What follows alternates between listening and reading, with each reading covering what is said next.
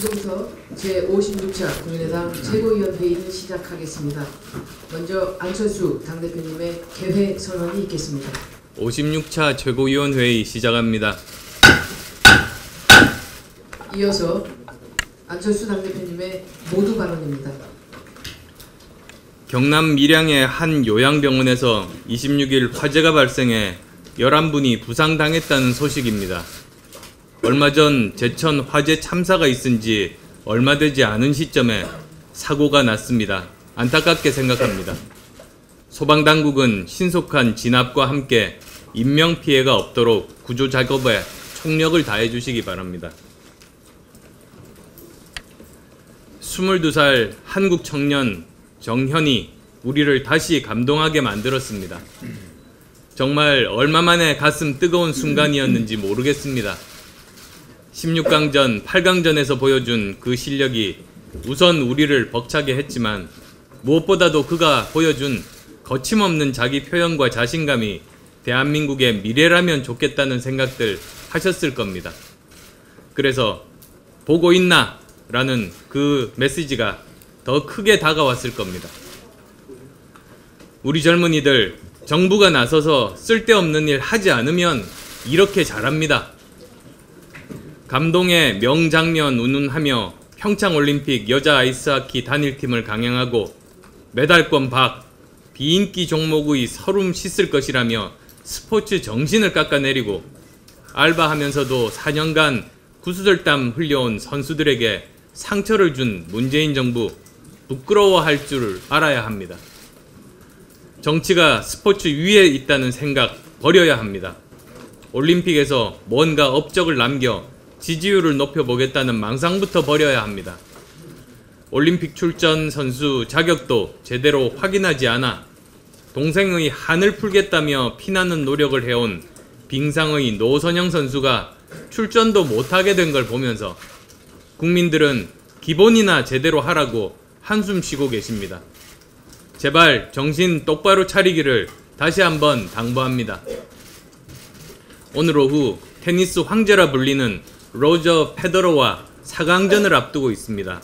온 국민과 함께 정현을 응원하겠습니다. 문재인 대통령은 지난 23일 KBS 이사회가 고대영 사장 해임 재청안을 올리자 하루 만에 결재했습니다. 내각 구성하는데 6개월 넘게 걸리고 온 천지 공기업 경영진 교체 차일피일 미루고 있는 걸 생각하면 KBS 사장 해임은 무척이나 기다렸던 게 분명해 보입니다. 하지만 정부 여당이 자기들 입으로 개혁 중에 개혁이라고 외치던 한국방송공사법 등 방송법 개정안은 외면한 채 기존 KBS 이사회를 통해 사장 해임을 단행한 것은 지극히 유감입니다. 여권 편향 방송들이 차고 넘치는데 또 하나의 공영방송 경영진을 자기 사람으로 심겠다고 나선 겁니다.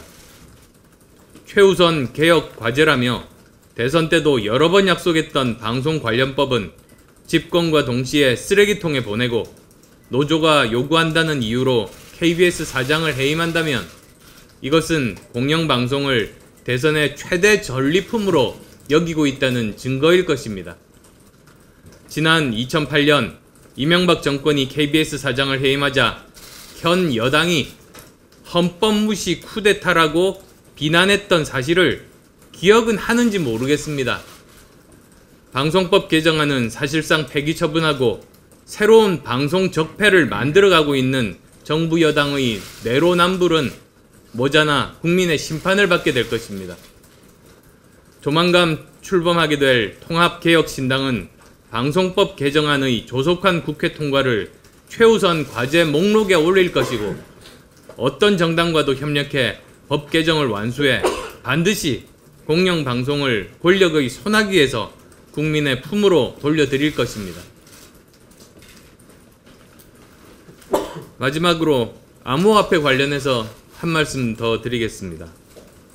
만시지탄이지만 정부가 암호화폐 거래 실명제를 도입하기로 한 것은 암호화폐 거래소를 양성화하고 관리해서 선의의 피해자가 없도록 해야 한다는 지적을 수용한 것으로 큰 방향은 제대로 잡은 것이라고 봅니다.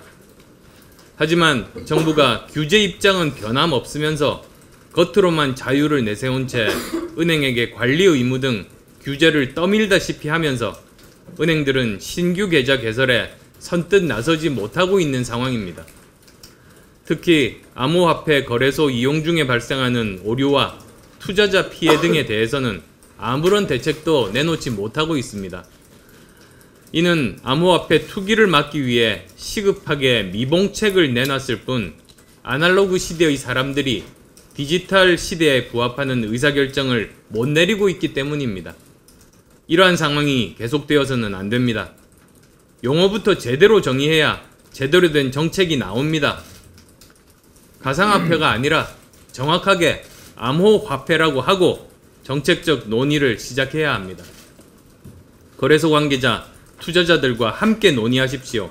현장에 답이 있습니다.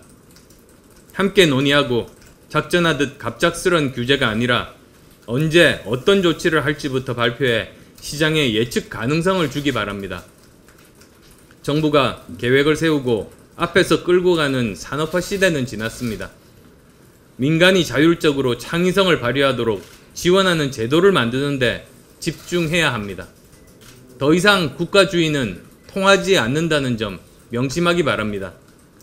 미래정당 국민의당은 지난 24일 암호화폐 특별대책단 설치 구성을 완료했습니다.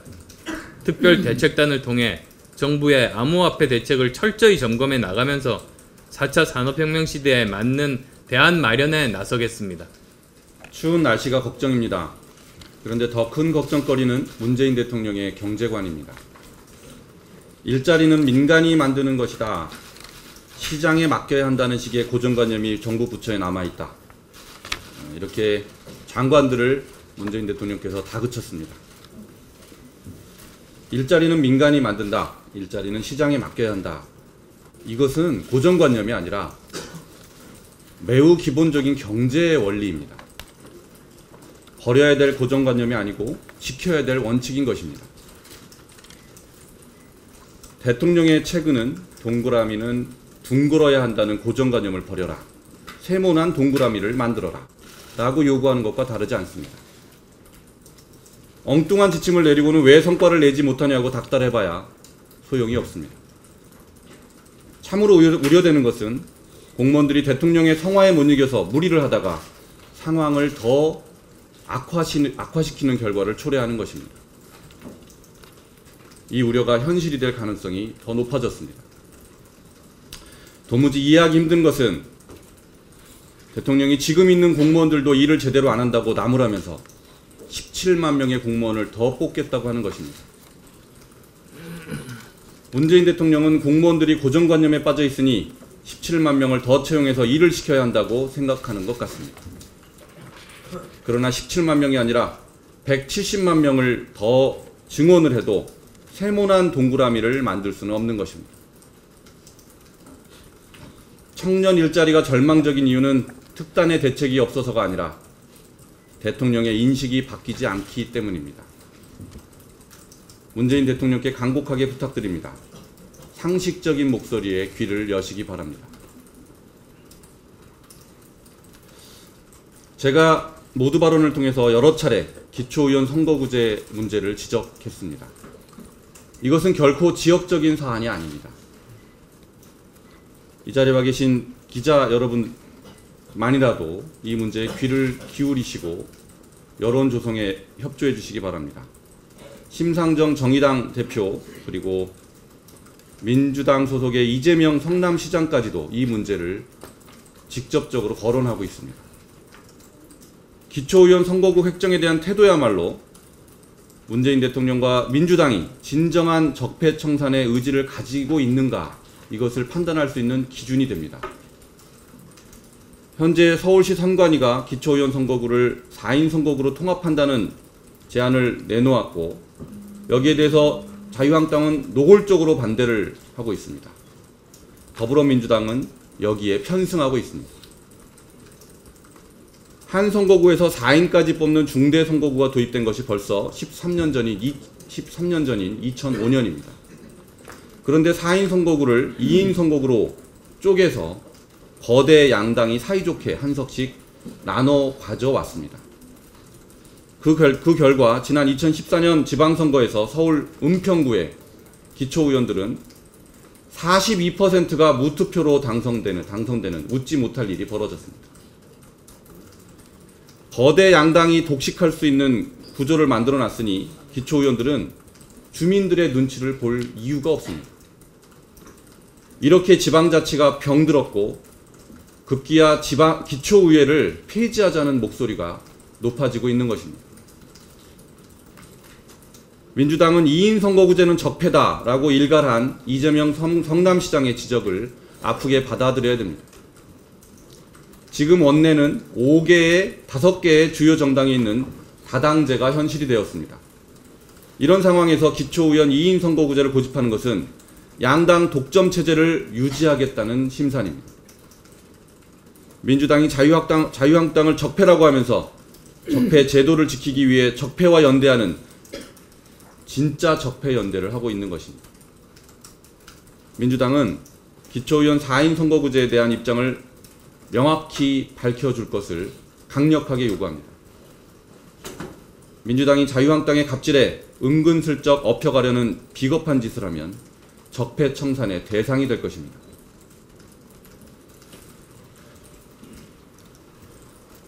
어제 민주평화당 목포 창당 추진대회를 했습니다. 어렵게 결단을 해서 추진하는 당이니까 결의와 희망의 언어가 나왔으면 좋았을 것입니다. 그러나 어제 현장에서는 안철수 대표에 대한 또다시 입에 담기 어려운 그런 막말이 쏟아져 나왔습니다.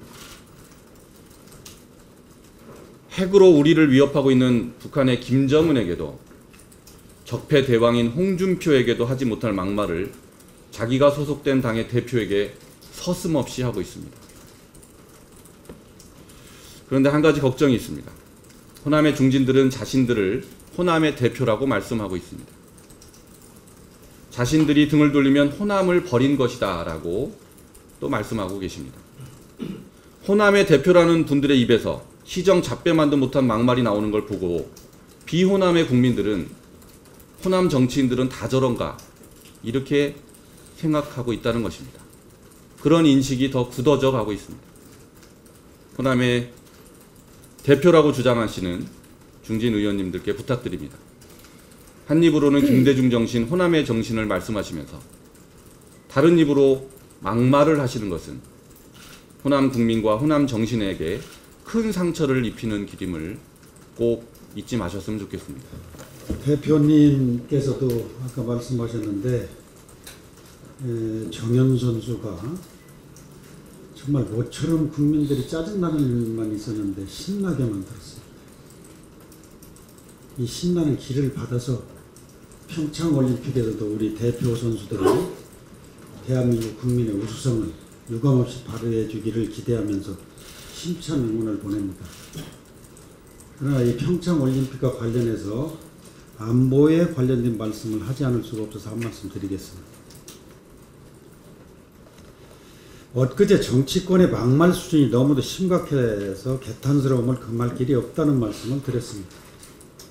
그러나 이뿐만이 아닙니다. 이 엄중한 시기에 비단 막말뿐이 아니라 정치권이 주도하여 국민 간의 이념 대립을 이끄는 행태를 보이고 있는 안타까운 점이 있어서 한 말씀 드릴까 합니다. 전 세계인의 축제인 평창 동계올림픽 개막이 불과 보름 앞으로 다가왔습니다. 이쯤 되면 개최국은 당연히 축제 분위기에 휩싸였음에도 불구하고 평화올림픽이니 평양올림픽이니 올림픽의 이념을 덧칠해서 논쟁을 일삼고 있습니다.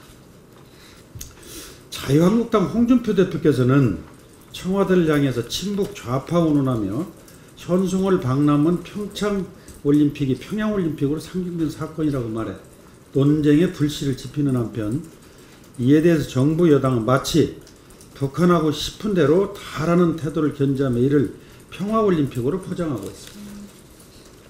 정치권의 공방에서 비롯된 이념 논쟁이 결국 국민 간의 이념 대립으로 번지고 있습니다. 지난 24일 진보 보수 진영은 평화올림픽과 평양올림픽이라는 단어를 서로 포털 사이트에서 실시간대 검색어 1위로 띄우겠다며 소리 없는 전쟁을 펼쳤습니다. 이뿐만이 아닙니다. 모 국회의원이 참석한 가운데 현송월 방남시 서울역에서 인공기와 김정은 국방위원장의 초상화를 불태우는 모습을 본 국민들의 생각은 어떠했을까요? 이제 달라져야 된다고 생각합니다. 정치권이 앞장서서 온 국민의 역량을 모아 올림픽을 치러내도 모자랄 판에 이념 대립, 남남 갈등을 주도하고 있습니다. 이쯤이면 북한의 숨겨진 전략을 수용하는 것인지 우리의 국익을 위하는 일인지 분간 못하는 행태가 아닌지 묻고 싶습니다. 여야 모두 올림픽을 정치적 수단으로만 이용하려고 할 뿐 정작 가장 중요한 외교 안보 문제, 북한의 비핵화 문제는 어디로 갔는지 보이질 않습니다. 이러한 가운데 북한과 미국의 움직임, 이에 대한 정부의 대응을 보면 올림픽 후의 안보에 대한 우려를 지울 수가 없습니다. 문 대통령께서는 나라가 6.25 이후 최악의 위기라고 하셨습니다. 또한 어제 더불어민주당 우원식 원내대표는 평창올림픽 종료 때까지 여야 간 정쟁 중단을 선언하자라고 했습니다. 올림픽이 열리는 3개월짜리 평화를 위해서 북한에 끌려다니기만 하고 안보는 뒷전으로 여기며 말로만 정쟁을 중단하려고 해서는 안 될 것입니다. 언행일치의 태도를 보여야 할 때입니다. 야당도 더 이상 비난을 위한 비난만을 일삼아서는 안 될 것입니다. 같은 정치인으로서 동료의원으로서 참담한 심정을 느끼지 않을 수가 없습니다. 제가 몇 번이나 말씀드린 바와 같이 이번 올림픽을 이용해서 남남 갈등을 일으키는 북한의 전략에 속절없이 놀아나서는 안 될 것입니다.